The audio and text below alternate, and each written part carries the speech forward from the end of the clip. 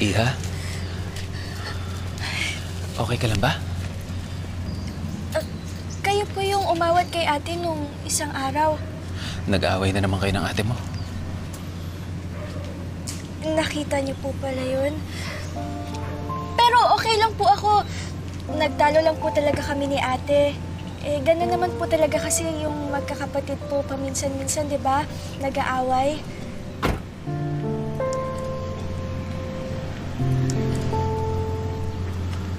Sinasaktan ka ba talaga palagi ng ate mo? Nabigla lang po siya, pero mabait po yun si ate. Alam mo, Iha, ako. Meron din akong kapatid noon. Halos kaedad mo rin siya. At tulad ng magkakapatid, palagi rin kami nag-aaway, nagkakatampuhan, nagkakainisan. Pero kahit na anong mangyari, hindi kami nagsasakitan. Kasi hanggat maaari, ang gusto namin, maayos pa ang lahat sa mabuting usapan. Kaya kung kailangan mo ng tulong, ha? Andito lang kami ni Nanay Vina. Tito Ariel mo nga pala. Ayos ka lang ba? Ha? Ayos lang po ako. Salamat po. Angeline po. Nandito lang kami, ha?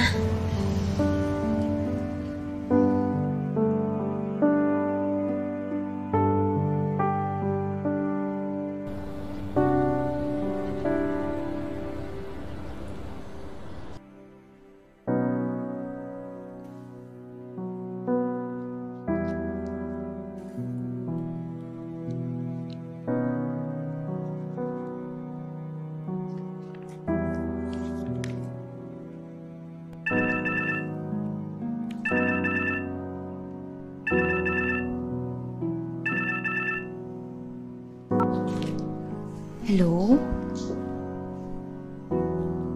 Yes po, okay po. Wait lang po. Miss Rosel? Excuse me. Gusto raw kayo makausap ni Miss Aiza ng Together Again. May update daw sila.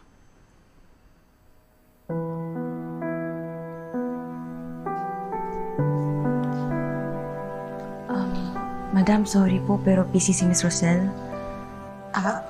Ganun ba? Sige, sige. Thank you.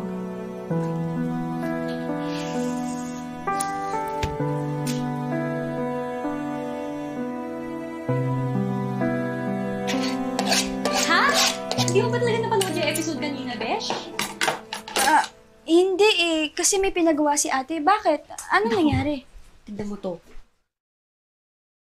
Napag-alaman namin na hindi pala si Yeng ang tunay na anak ni Rosel Abad Montesilio. Hanggang ngayon ay hindi pa rin nahahanap si Bella.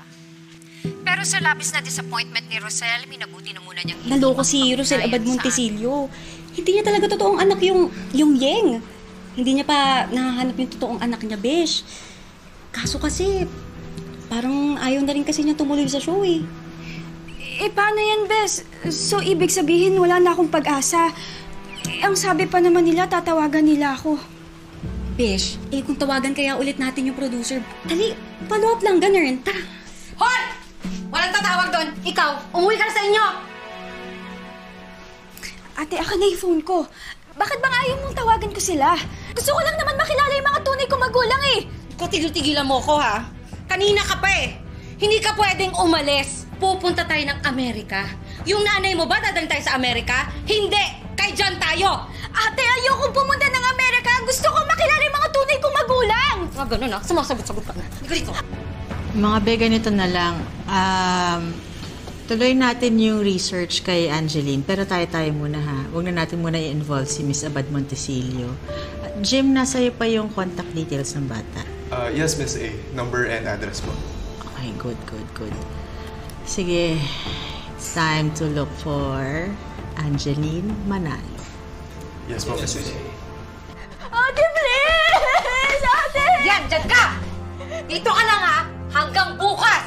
Ate, please, wag mo ko itulog dito. Huwag ka maingay ha. Subukan mo mag-ingay dito, malilintikan ka sa akin. Ate, please! Grabe yun! Diyan ka lang! Sa oras ng puso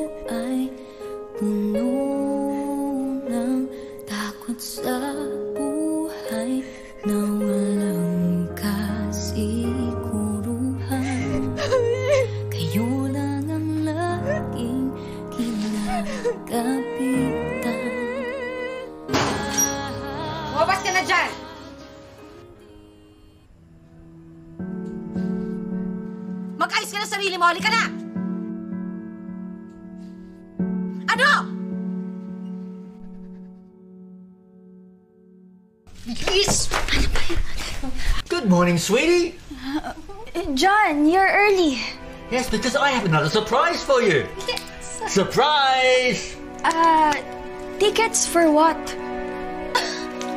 For Boracay! Oh, you see? We're gonna go to Boracay! And we're leaving now. Yes! I'm sorry, John, but I don't want to go. Wait. I thought you was okay with this. Yes! She said, she will go with us. Angeline, huwag ka nang maarte. Nag-impake na ako ng mga gamit natin. Kasama mo ako. Well, you better come with me. Otherwise, you will have to pay back that 300,000 peso I gave you. 300,000 pesos? Ano to, ate? Binanta mo ako kay John?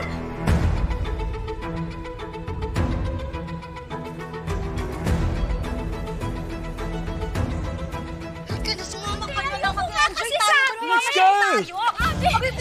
Sorry, John, but I want to go. Ay! Help me! Go carry her! Carry her inside the car! Come on! Ate! Tumukas ko na si John! Ay! Angeline! Where are you going? Angeline! Ay! Kuna bata ka talaga! Nakakaloka ka! Angeline! Nakakaloka ka! Nagigigil na ako sa'yo! Angeline! Ikaw na bata ka! Napakatigas ng ulo mo, Angeline! Malilintik ako talaga sa akin! Hey! Get off my girl! Hoy! No! Ikaw! Ibalik mo sa akin ang kapatid ko, ha? Huwag ka nangyayayam sa away ng magkapatid! Pasawa yan! Kaya nagre-rebelde! Sorry, pero hindi ko na siya ibabalik sa inyo. Hindi nyo na siya mapipilit na gumawa ng mga bagay na hindi niya gusto. Sweetie! I said you cannot get her! Who the hell are you? I'm a concerned neighbor! Get out of my way!